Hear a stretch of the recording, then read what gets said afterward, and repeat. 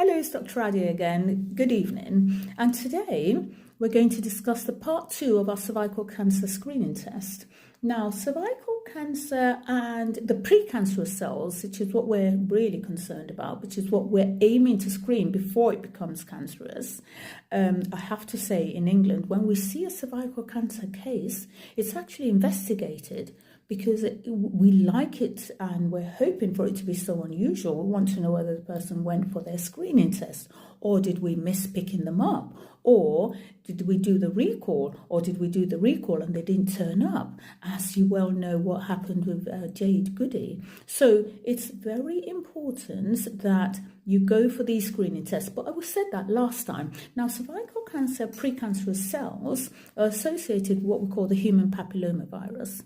Human papillomavirus is the wart virus, which quite commonly occurs. We have the high risk and the low risk wart virus. The high risk ones are the ones that are associated with, amongst other cancers, cervical cancer. So we have the anal cancer, the vaginal cancer, the vulval cancer, the oral, the ones in the mouth and the pharynx.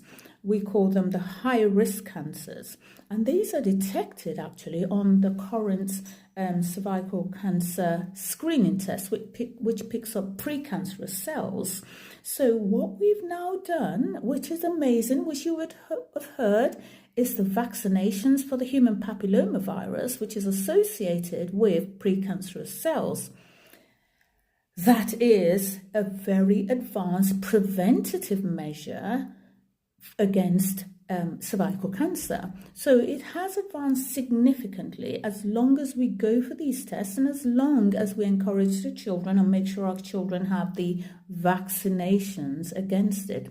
Yes, it is associated, unfortunately, with sexually transmitted diseases. So it's also common in promiscuity if we have multiple partners, but it's very common once you've started to have relationships with your partner or your husband or your boyfriend. So anybody can have it. It's actually one of the commonest STDs in the community now. So it's essential that it is screened for because it can cause it. But the good news is it's a vaccination. So make sure that vaccination is obtained by your children and your grandchildren. Discuss it with them, discuss the significance of it, and it's all about preventative medicine. Thank you very much. I hope this has been useful for you, and I'm sure you've heard it before. Thank you very much. Bye-bye.